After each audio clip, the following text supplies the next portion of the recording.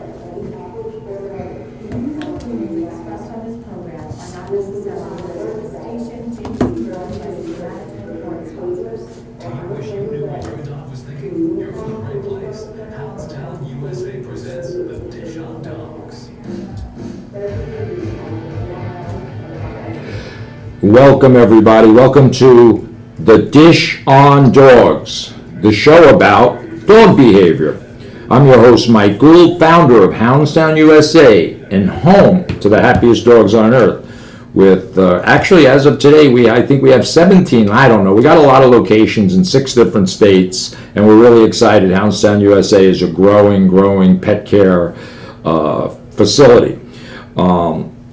What separates us, what is Hounds Town USA? It's a fully interactive daycare facility that offers services like grooming, boarding, but most importantly, fully interactive daycare, where we don't discriminate against dogs by age, we do temperament tests. Obviously, we need dogs that have the proper temperament to interact with other dogs, but by virtue of them being dogs, they should be able to.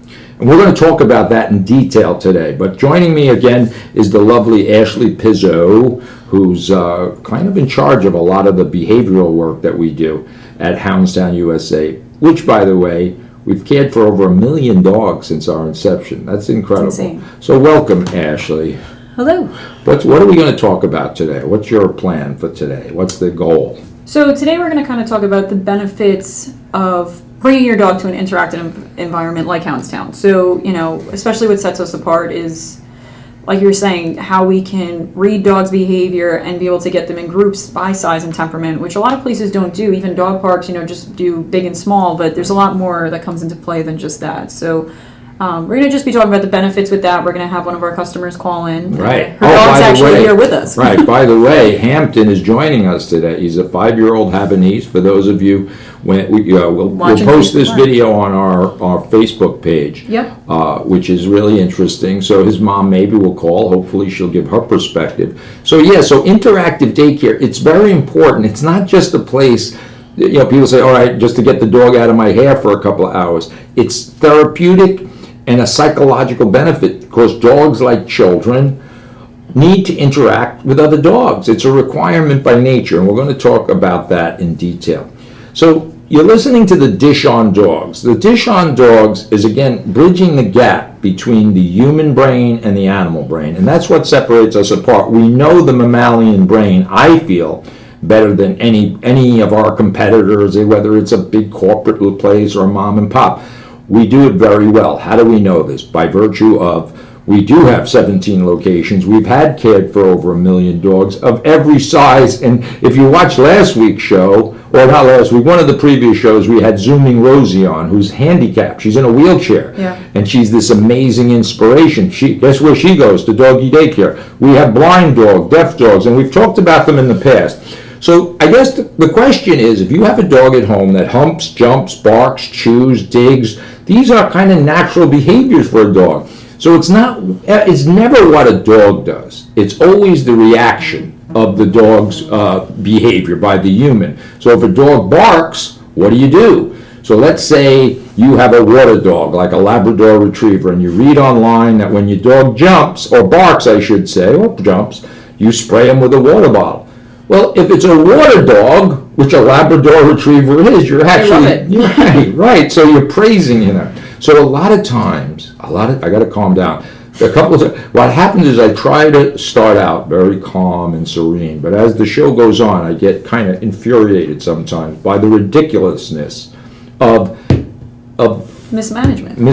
Thank you, Ashley. Mismanagement, because at the end of the day, we don't talk about training dogs. We manage dogs. Right. So if our staff can manage pit bulls, Rottweilers, all these dogs in perfect harmony, in perfect balance, then the homeowner should be able to do that too. So and we're going to talk about in the second segment, we'll talk specifically about the benefits of fully interactive daycare.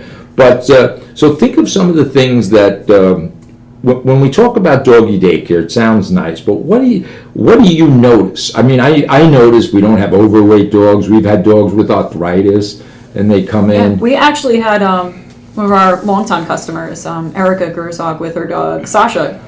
The vet said she had to lose a couple pounds, and she told us about it, and she said, do whatever you have to do. And she's dropped almost, I believe she told me 8 pounds over the past couple months, just from coming to doggy daycare and kind of regulating her feeding better. You know, there's just we're not feeding her pizza, so, you know, we cut out a lot of the table food and stuff just from her being at doggy daycare. So. And more importantly, there's no way that a pet owner can provide the level of activity. So if many of our clients drop their dogs off 6 or 7 a.m. in the morning. I can't even do that with my own dogs without bringing them to doggy daycare. Right. Well, you couldn't. You'd have to run a marathon to replace the equivalent of a day at doggy daycare. So they're literally interacting from 7 in the morning to 7 o'clock at night. So that's hard to duplicate. So if you come home from work and you throw a tennis ball in the backyard for 5 or 10 minutes, you're not meeting the dog's needs, particularly young dogs. Now, I understand Hampton here is 5 years old. He looks like know. I've never known that.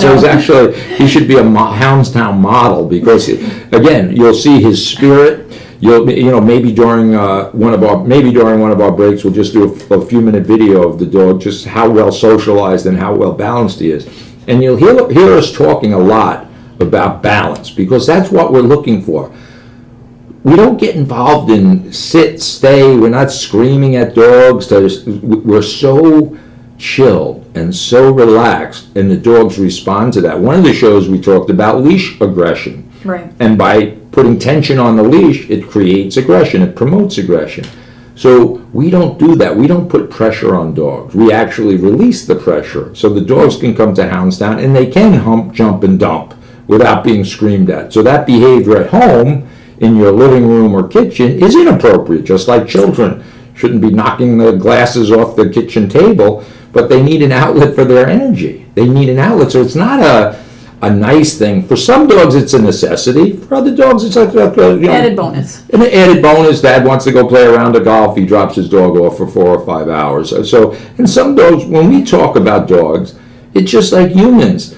Some children are academic. Some children are into art, music, sports. We respect that in a dog. So the real goal at Hounds Town USA, with our many, many locations throughout the country, is to allow dogs to be dogs. It is so simple. And frankly, our competitors, and I can say this pretty confidently, they don't understand it. They're using their human brain. So what we say is the customer is always right, but our customer is the dog, not the human. Right. Humans understand human needs. They really have a very stressful and difficult time understanding the simplicity of the mammalian brain. The mammalian brain, right? Yeah. We have a mammalian brain, but on top of it has grown this neocortex, the new brain.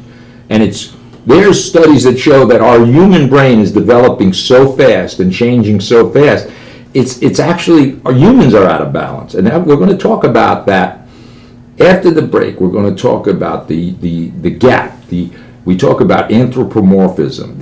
So there's this big valley or gap between humans, whose brains are so emotional, and there's anger, they're hate, they're racist, they're homophobic. Dogs are none of these things. They either want to be safe and secure. One of the things I think we'll talk about after the break is the two most, what I consider, and by the way, these are just my opinions, one of the problems in the dog world is you can ask 5 different people, you'll get 5 different answers. You go on Google and you... Yeah, there's no consistency. No consistency. So we're pretty consistent on how we manage dogs and meet their needs. So we're going to talk about that. The 2 things that I hear from my pet owners all the time: fear and guilt. So as soon as I start talking to a pet owner on a subject of dog behavior, the first words out of their mouth is, "I feel guilty." And then the next one is they feel fearful. So dogs share fear with us, but guilt is a complicated human emotion. And we can talk about that, why your dog looks guilty. Like if he poops in the house or he knocked over the garbage, people will say, oh, but he knew he did wrong, he was guilty. And I'm going to explain that phenomena to you. It's not what it appears to be. Maybe you'll learn something. You're the professor. I don't know if I can learn. You can learn. I already know. Well, maybe you do, maybe you don't. But so that's what we're going to talk about after the break. How do people, if they want to listen to this show, how do they go about doing that? Well, they can go on to, there's a couple different ways, so we made it pretty easily accessible. You can go onto our Facebook page at Hounds Town News Radio. Just Hounds Town Radio. Hounds Town Radio on Facebook. We record them live, or just the videos of us being in here. Or you can check us out on linewsradio.com. There's our linewsradio.com. And Alexa, right? You can tell your Alexa machine to listen to this. Yes, you can say, Alexa, play 103.9 on iHeartRadio. So there's many, many ways. So after the break, we're going to talk more specifically about Hampton and his experience. I understand his mom may call in, and she's going to, hopefully she's going to speak highly of what we do, but she may not, you never know. But seeing that, look, the word speak, here's Hampton, he's happy, and so join us after the break, The Dish on Dogs, 8 p.m. Monday nights.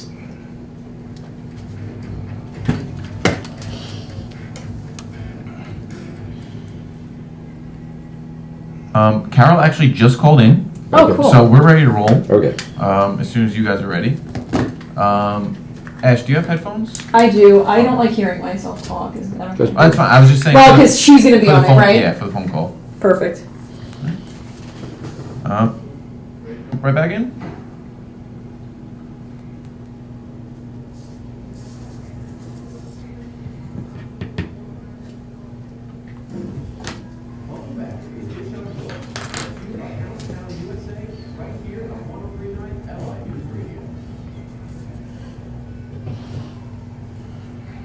Welcome back, everybody. Welcome back, and thank you for listening to The Dish on Dogs, the show all about dog behavior and trying to bridge the gap between the human brain and the animal brain. Human needs, dog needs. So I'm joined again, as always, with Ashley Pizzo, and we have a very special guest, as we said before the break. We have Hampton. Tell us, Ashley, just set her up, because Mom's on the phone. What the heck is Hampton's story? So Hampton's been coming to us, I don't want to say the wrong thing, but it's at least I want to say around 4 years. So Hampton's about 5 years old. He actually started off with, he did a boot camp early on, training. We'll talk about that, boot camp, because people don't know what that means. But right, we'll go over that. And then he's been coming in for daycare and boarding pretty much ever since then. Really? Very consistently. So we have, I think Carol is on the phone. Hey, Carol. Hi. I'm good. How are you? All right, so your dog is a star now. So I honestly, I wanted to find out how old Hampton is. Is it possible he's 5 years old or no? Is that misinformation? No, he was 5 in September. Right, Wow. September. That's crazy. He's actually been coming to you since he was 3 months old. Wow. Wow, that's great. So the reason we kind of kidnapped him from Doggy Day, we did get your parental permission, right? I want to make sure that was clear. We got parental permission to take him on a field trip to our radio station here at Islip Airport. And he's sitting here. You can't see him, but you will be able to see him on our Facebook page. And he's being the perfect co-host here. He's I think he actually fell asleep before. People are staring at him, and he's being this perfect dog. So tell us, you weren't listening to the previous segment, but the previous segment, I was talking about, or trying to talk about, the benefits of doggy daycare. Not just the fact that you have to work, so you drop your dog off at daycare, and it's a nice place for us to supervise the dog. Tell us your little history about how you came about doggy daycare, and what your experience has been. Well, we found out about one of the girls that I work with had dogs. And, again, I have to work, so I don't want to leave him home alone. It's not right. But he loves the gym. When I say to him, Hampton, want to go to school? He's crazy. That's great. Yeah. He's crazy. He runs around in the house. I open the door, he goes to the front of the closet. He knows exactly where he's going. He's very quiet, so he doesn't walk. He sits in the car to go there. When we get there, he's like climbing out of the car, jumping. Can't wait to get out of the car to get to Hounds Town. Right. Well, that's obviously. Yeah. I'm sorry. Go ahead. I travel to business, and my husband travels to business, and sometimes I think he'd rather be there. I got news for you. I don't want to be the one to tell you, but he probably does. But that's between. He didn't say that. I did. But.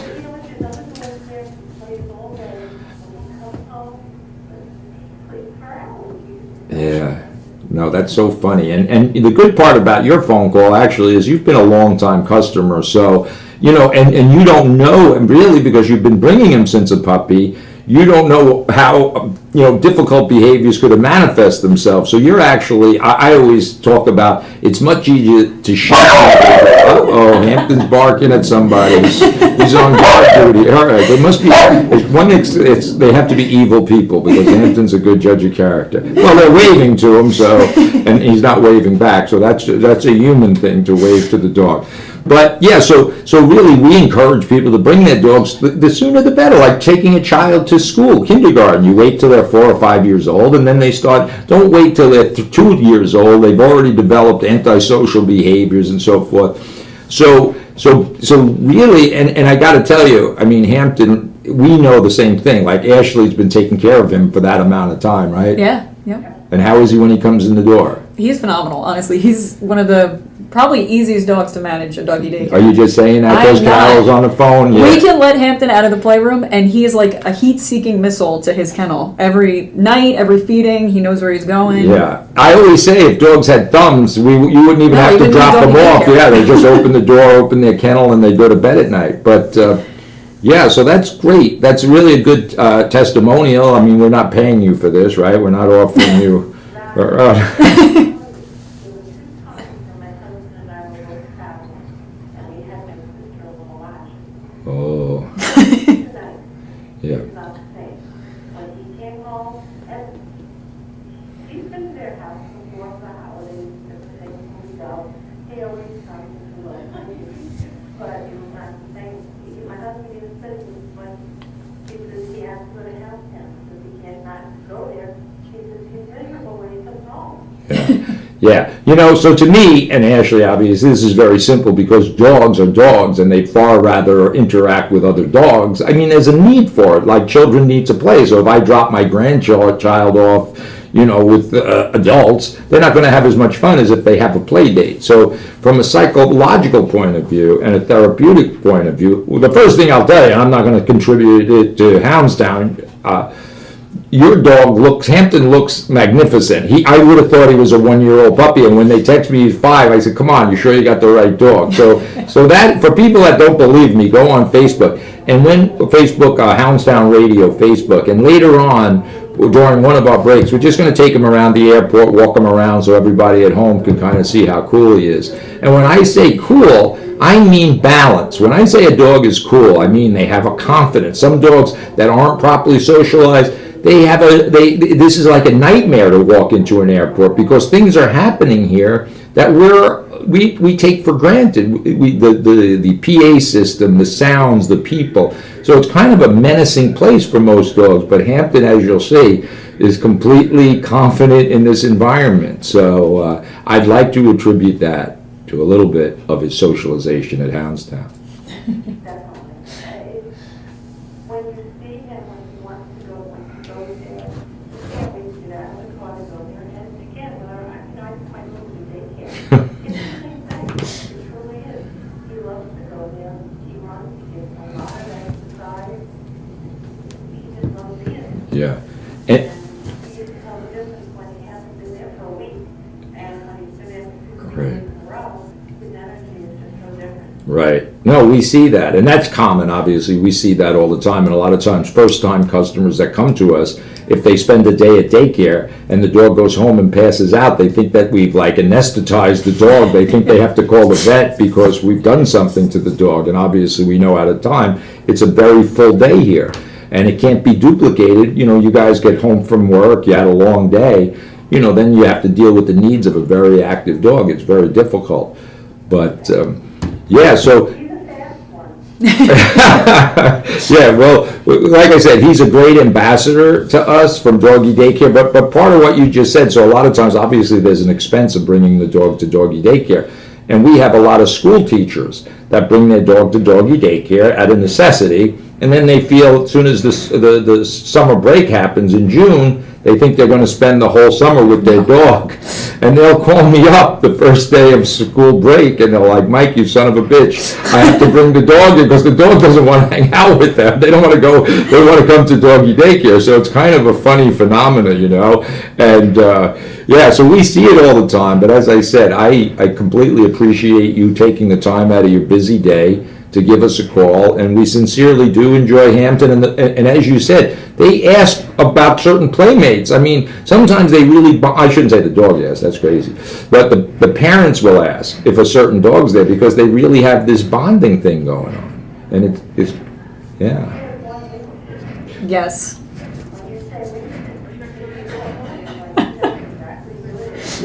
Now, see, to me, with all my years of behavioral experience, if you would have said that to me 15 years ago, I would have said you're nuts. But now I see it every day. The dogs light up when they might not like one dog, but they'll like this dog, and they bond. It's really kind of phenomenal.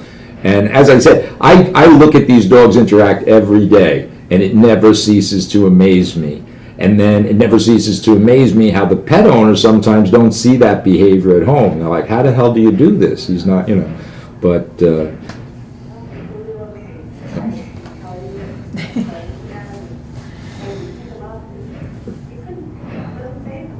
Yeah, no, he's very social. Yeah, you should see him here now. You'd laugh. So you'll have to look on Facebook Monday. Yeah, he's sleeping. Completely. So yeah, he's sleeping. He wants to get back to play. So he's at work right now, like you. So listen, we're going to let you go.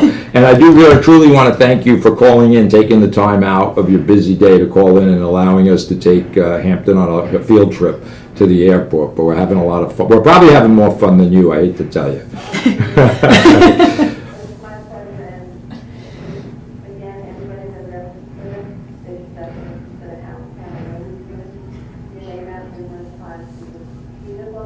Yeah, no, that's good, especially coming from somebody who's bringing their dog for 5 years. So that's a very incredible testimonial. I appreciate, Carol. Enjoy the rest of your day. And thank you, dear. You're listening to The Dish on Dogs. I'm your host, Mike Gould. Monday nights at 8 p.m. we'll be talking about the huge gap between the human brain, the neocortex, and the simple needs of a dog, the mammalian brain. And we're going to try to beat this over your head night after night, Monday night after Monday night. Stay with us after the break. We'll do a little video of Hampton running around the airport. Hopefully he doesn't run through TSA. Bye-bye. I guess. That was good. I think that was good. That was good, thank you. Can we just shoot 5-minute video? What's up? She's just gonna video the dog walking, or I'll video her for 5 minutes out here. And then, just to keep it in context with our video. 5 minutes, we'll be right back. Now, I'll video you if you show me how it works. You're just gonna hold it. You don't have to do anything. And then, let me get her for a minute. Hi, Hampton. Hi, honey. Get your cameras ready. Have your other thing too, or you can shoot video with that. Okay, show me how to do this. Oh, you're taking pictures? Yeah, I can do it if you want to. All right, so here's our little friend Hampton. We're at the airport. There's a lot of drama, right? A lot of human drama. A lot of human brains running around here. Not many dog brains. Many times dogs will freak out just at the movement of a cart. So here she is. I'm going to walk around. Nice and relaxed. One of the things I always talk about in my behavioral episodes is be relaxed. There's no tension here. There's lovely commuters coming, and we're ignoring them. They're ignoring us right there. Shout out. Hounds Town Charities. So, look at how nice this is. Think of your dog at home. Who, me? The dog. The dog. Right, beautiful. She's talking about Hampton. What's your name? I'm Edna. Edna, I'm Mike. This is Hampton. Hi, Hampton. He's a little Must shy. be from East Hampton. I don't know, actually, that's a good question. One thing I didn't answer. Hi, baby. So this is the power of socialization and being relaxed and being That's respectful of boundaries. We all respect one another. This is beautiful. the power. Look, Mom, no hands. That's it. You got it. Thank you It's very the much. only airport that I ever want to fly in. That's the airport, exactly. So all of our things we talk about, don't look, talk, or touch, relax, no tension on the leash. Every time you pull, I give them a little correction. That's it. And there is drama. When you think what humans look like, this dog lives 12 inches off the ground. There are monsters coming through this airport with human brains. Yeah, Hampton. Hampton, baby. So when we talk about Hampton, we talk about socialization. Now that I'm down on the ground, I'm surrounded by monsters.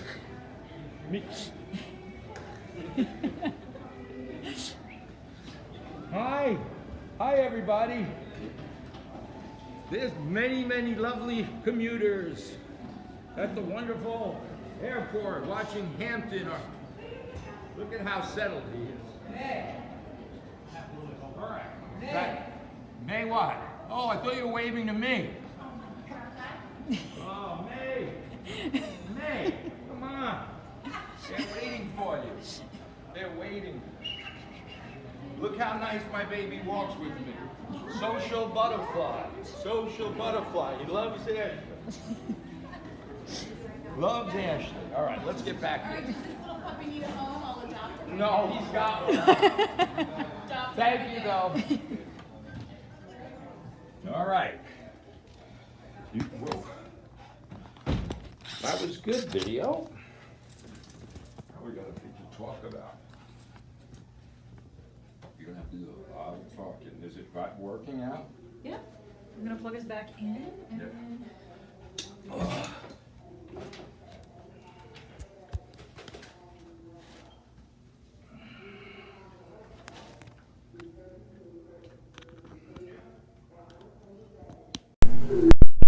Yeah, the bag. All right, that's good.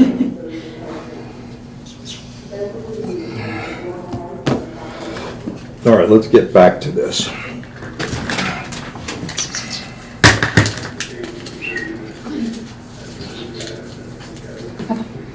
Please.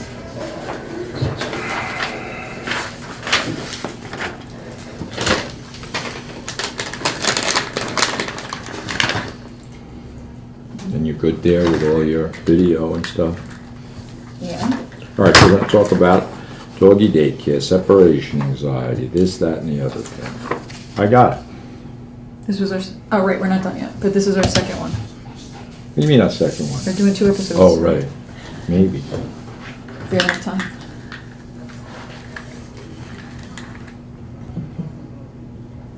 All right, I'm good to go when you are. Good? What is good? You ready to go? Yeah. Ready to roll? Yes, sir.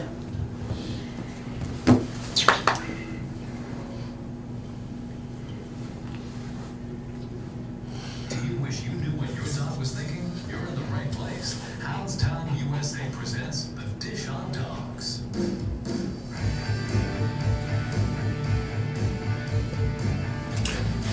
Welcome back, everybody. Welcome back. I'm your host, Mike Gould. You're listening to The Dish on Dogs. The Dish on Dogs is a show about the animal brain and the human brain and how similar they are and sometimes how conflicted they are. We have this big... So anyway, I'm here with Ashley Pizzo. We just had, if you're watching on our Facebook, that's really, you're going to see Hampton. So you talk about therapy dogs and, here's little Hampton. I don't know the last time he's been to an airport. He's laying right next to Ashley right now. And he was the perfect gentleman. First of all, when you watch on Facebook, you won't know that he's 5 years, you wouldn't believe that he's 5 years old. Not at all. And the video we just took inside the airport, you have to consider there's something that humans have that dogs don't have. It's called inattentional blindness. Inattentional blindness means we block things out. We have to, or we'd never leave the house. So if you hear a siren, a garbage truck, the wind blowing, leaves blowing, our brain, our neocortex, blocks that out in order for us to function. Dogs don't have that. So they are alerted to and disrupted by everything that's different to them. And in an airport, there's crazy things happening here, right, Ashley? What's just a few of the many things that get dogs crazy at the airport? I mean, especially the luggage. The rolling luggage gets them. the carousels that the luggage is coming down on. I mean, just people in general running up and The PA yelling system. at the dogs.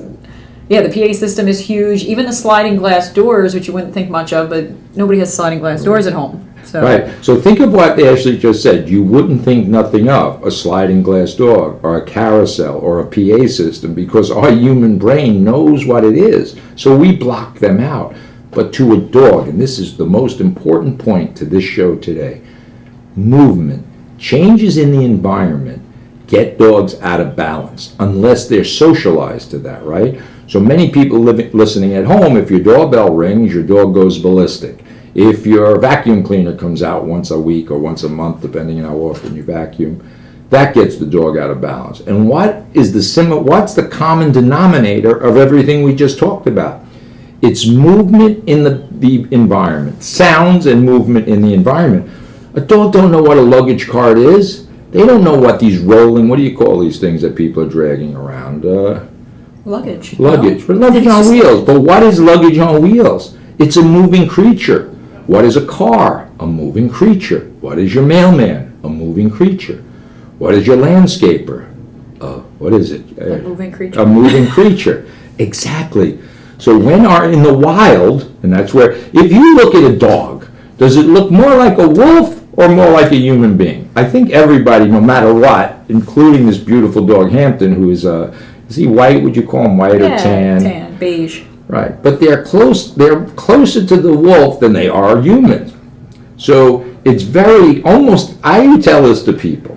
I say our understanding of dogs is so simple that most humans can't understand it because we're Googling. So think of what a dog experiences in the wild or when it was with its natural litter, and then think of our crazy world. Our world is getting crazier and crazier. Now they have, what's those things that fly around now? The drones. Drones. So Yeah. what is a drone? What is a frisbee? It's a bird. What is blowing leaves in your backyard? It's animals. To them, they don't get it necessarily. So when we can take our human brain off and think about what dogs are experiencing. In my little demonstration outside when I was walking Hampton, I laid down on the ground because that's where the dog's world exists. They literally live in a different plateau. Is that the right word? What's the thing? Like another elevation, right? Right. So they're living 12 or 18 inches off the ground, and the human world is designed to be 5 or 6 feet up on the ground. And that applies to little children, right? Little 2, 3-year-old toddlers, they start toddling, they reach up on the counter and knock over glasses or plates because our world, selfishly, I guess not selfishly, but I think so, it's built without the consideration of a dog. And we never take the dog into consideration. We actually take them hostage, right? Because they were with a litter of dogs, naturally. They were born to a litter. That's a fact that you can't, they weren't hatched, they weren't dropped so they were born with a litter. And that litter, just think about it, if we separated children and let them live with wolves, it would be a completely different experience. So it's just a phenomena. It's not even a phenomena because phenomena are unexplainable. All this stuff is so easy to explain. It's just that Right. people are complicated. No, I agree. Right? Even the doorbell we just started using kind of like a doorbell at doggy daycare. And our biggest concern was dogs are going to go crazy when they hear the doorbell, but the funny thing is they don't. You Right. know, and it's just because there's no drama. So there's no reaction to that doorbell going off. Exactly. So, that's definitely a testament Right. to what you say all the time. Wow, yes, so that's a good point Ashley makes. As a good point, is that right? So so when your dog goes crazy at your doorbell at home, you've taught them to do that. They didn't do it when you first got them. So you taught them this ritual of running to the door and screaming and yelling and picking up the little dogs, holding back big dogs, giving instructions to the people on the other side. That is drama. Dogs don't like drama. So what Ashley quite correctly said, so we have a doorbell Yeah, that when our customers come in, they hit the bell and it makes a sound that you would think, Right, and I sounds would like have a doorbell thought in the very back of frankly, the- would have incited the 75 dogs that are in our facilities. And you had your doubts about I it. had my doubts. And I said, I quoted you. You quoted me, and you proved me wrong. So, that's unusual for me to be wrong. I mean, I have a lot of faults, but being wrong is not one of them.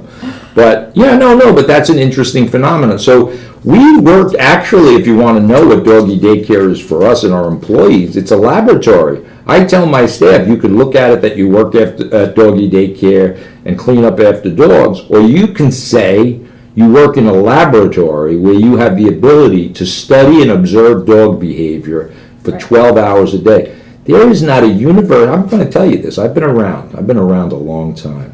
And I've been to universities that study dog behavior, and I guarantee you, there's not 100 dogs a day of different size and breed coming in and out.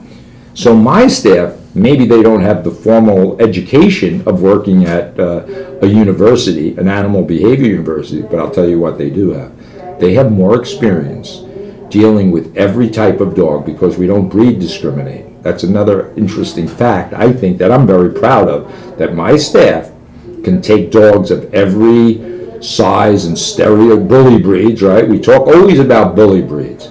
And the ignorance of stereotyping bully breeds. Could you imagine saying to it like a mom, your child's Irish so they can't come to school, or you're a certain religion?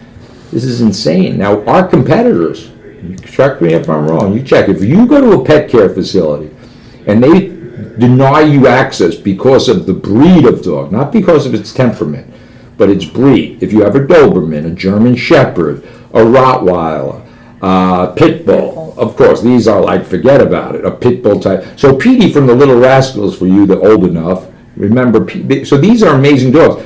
As I said in our last show, or one of the shows, I'd say 70% of our, maybe not 70, but at least 50% of our population is some version of a Pit Bull. Yeah. Or a Rottweiler, or a Shepherd. I'd say 80% of our dogs are rescues. 90% Right. of our dogs are rescues. Right. So, and they're mutt. So what is a mutt? Where does the word mutt come from?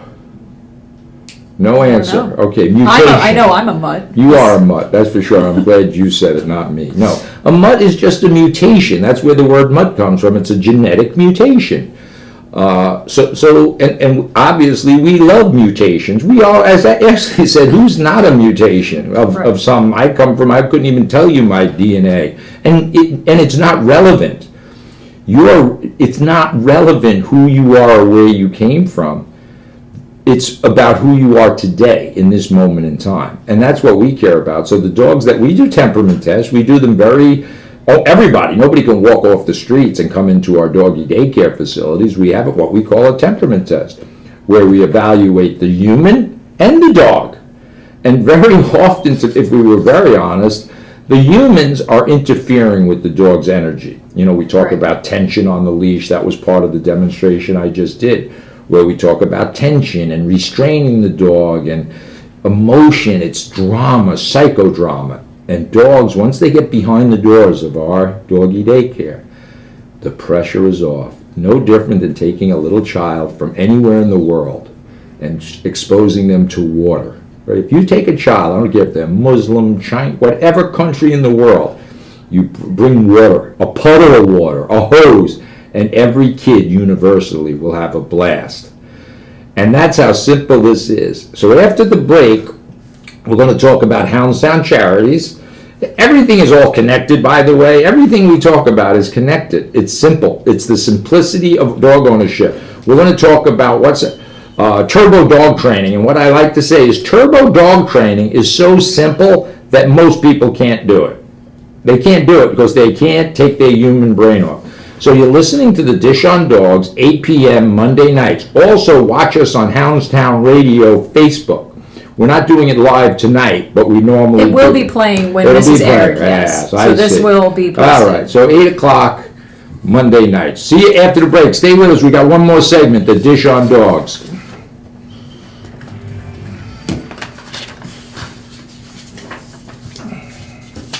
All righty, one more. Yes.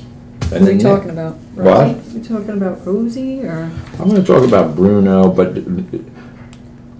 but next week what I wanted to say was next week it's going to be, we're doing it live on it's going to be the right, Valentine's but don't say this. Day. No, I won't, but I'm saying to you.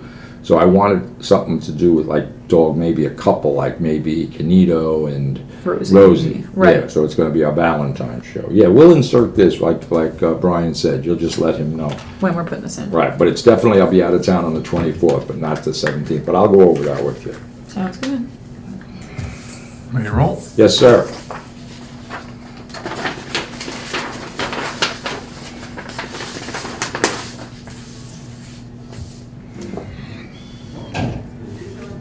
Brought to you by Hounds Town USA, right here on 139 LI News Radio. Welcome back, everybody. You're listening to The Dish on Dogs. I'm your host, Mike Gould. Joined with me tonight is the very lovely Ashley Pizzo. And we also have Hampton, a 5-year-old Havanese, who's been a customer at our Hounds Town USA, home to the happiest dogs on earth, for 5 years.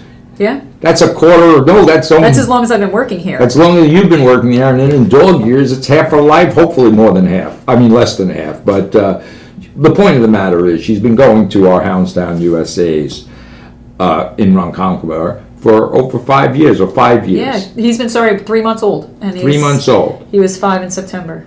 And for those of you who just started listening, we video this, it's on our Hounds Town Facebook page. And if you look at Hampton, we did a little video during the break, and what you'll see is a well-balanced social dog. And that is the most incredible testimonial his mom, Carol, could give, and I can give. And then you don't have to believe us. That's why I like to show you the video. This is not theoretical. You're going to see Hampton surrounded by a bunch of crazy people in a crazy place. An airport is about as crazy as it can get when you think about it. A lot of people come to the airport, they get stressed. If you bring a young child to the airport for the first time, they don't know what the carousel is. They don't know what the PA system is. So it's disruptive. But Hampton, because I'd like to take credit by my staff, they socialized Hampton in such a way that he's been exposed to so much different stimulation. Doorbells, as we said in the earlier segment, vacuum cleaners, as we said in the earlier segment, that nothing phases him. He's just a cool, chill dog, and that's what you want. I don't care if he's a Havanese or a Pit Bull or a Poodle. He's chill. He's got this wonderful temperament. And yes, it is attributed to going to a fully interactive daycare that understands the brain of the dog. We understand the brain of the dog. That's actually what we specialize in. So there are many of our competitors that, you look at this and say, I can take care of a dog, put up some fences and take care of a dog. We do this in a way that is unique. And if you don't believe me, of course, it's not theoretical. We've done it 1 million times, literally, over 1 million times, literally. Look at Hounds Town USA website, houndstownusa.com. Then for those of you who would like to, we have a very successful business model. We're expanding pretty rapidly this year. We have a lot of growth. Extremely rapidly. I can't believe it. From when I first started, Right. 3 locations, all owned by Houndstown people. Right. And now we've kind of exploded. You're up to 17, I'm pretty With sure. 17 right? in 6 states, Detroit, and so the only way that is possible is that our business model is a good one, right? So we don't sell franchises, by the way, we award them. That means we vet people. So we're not like timeshare salespeople that are selling a commodity and say buy a used car. Our franchisees are part of our dysfunctional family, and we have a system in place that people don't even, I'd rather them not even know which end of a dog is which, because we'll teach them that. So it's a business that you can enter into without experience. In fact, experience is sometimes a deficit to us, because if you think about anything people do in life, if you own a restaurant, or if somebody thinks they know, or they're not the right cultural fit. Let's just put it that way. We have very nice people come, but we turn away more people than we award franchises to, because we have to be able to transfer our knowledge, and this is personal. Our brand is more important to me than anything else, and frankly, so we're selling a brand, Hounds Town USA. With that said, so if you're interested in that, or just want some ideas about it, you're sick of sitting in traffic on the LIE or wherever you are, your boss is screaming at you for doing something inappropriate, and you think you're smarter than your boss, you probably are. So with that said, Hounds Town USA franchise might be for you. Move to some of the areas. We're expanding to Florida. We're in South Carolina, just expanding rapidly. HoundsTownFranchise.com, I think it is.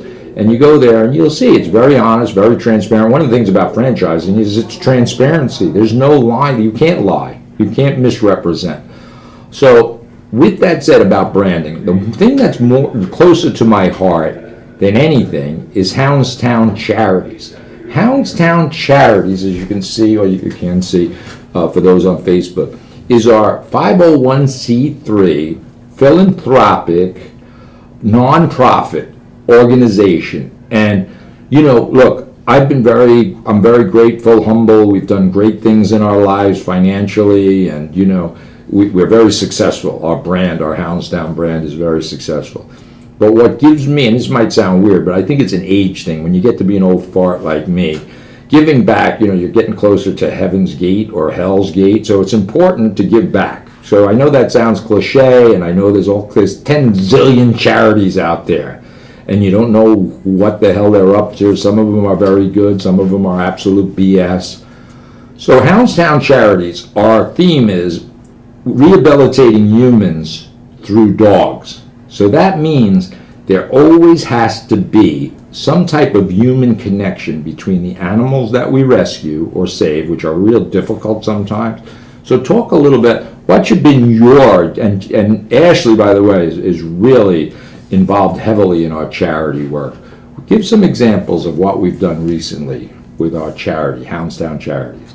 Well, pretty much, constantly we've been, you've been taking dogs in, from local shelters and different situations in life. I mean, from Rosie to the dog Bruno we have right now, and these dogs were labeled pretty much unadoptable, and they've tried everything between shelter trainers and outsourcing, and pretty much they come to you like this is pretty much the dog's last hope at trying to get adopted. And to see the change, how quickly just managing the dog in a different way, their whole personality changes, and you couldn't not see this dog in a home, and it's crazy to us to think that this dog can't be adopted or labeled that way. Right, exactly. So if you go on a Hounds Town Charities page or our Hounds Town Radio page, you'll see a couple of examples of what Ashley just alluded to. Zooming Rosie she's what do you call that condition? She's paralyzed. She's paralyzed. She has no movement in her legs, and she runs up and down mountains. We have Canito. We rescued him from a shelter in Puerto Rico. So they had grim lives. So if you go on these pages, you'll see real inspirational stories. And as Ashley said, we take difficult dogs, the ones that really have a very bleak future. Many of the shelters, they're called red dogs. And we have actually now a dog from the town of Brookhaven. Right. His name is Bruno. And you follow Bruno. Actually, if people want a really cool dog, he is a high energy dog. He's not for everybody. But he doesn't have an aggressive bone in his body. But he's probably 80 or 90 pounds of muscle, and he has an intensity about him. And we're working with him, and you can follow his growth, so to speak, and see what Hounds Town Charities does for dogs like Rosie, who, again, she had kind of a bleak future, but she's an inspiration. Cappuccino was abused so badly. If you look at the video online of Cappuccino, it's a little hard to watch at first, but it has this incredible story, because when he got over his abusive environment, we took him into Hounds Town Charities. He runs around like a psychopath, and he's probably the most friendliest dog you'd ever want to see. And I get that there's not a lot of people out there that can take these dogs that are misunderstood, and I get it. People have families, and you have work and life. But if you ever consider, donating to Hounds Town Charities or being part of Hounds Town Charities, watch our website. It's inspirational. If you're having a bad day, you watch Zooming Rosie or Cappuccino. He's a lunatic. And I say that in a way, lunatic meaning he's this high energy dog. Happy Cappy. He was diagnosed. They didn't think he'd ever walk again. In fact, they were going to amputate his back legs. Yeah. So this is very moving for me. So houndstowncharities.org. We also do an outreach program at local correctional facilities where we take dogs and humans, connect them. And when you think about dogs in a shelter and inmates in a correctional facility, they're kind of in a lost spot in life, right? So, you know, there's a refreshing, or there's something there that we were moved by taking the dogs. By the way, we did this last year at Yaphank Correctional Facility. All 6 dogs we took We're adopted. were adopted. Yeah. And these were not, you know, like I said, they're kind of outcast. And very frankly, inmates have made bad decisions. That's why they're there. Dogs have, just by circumstance, have gotten themselves in a shelter, usually by humans that didn't understand them.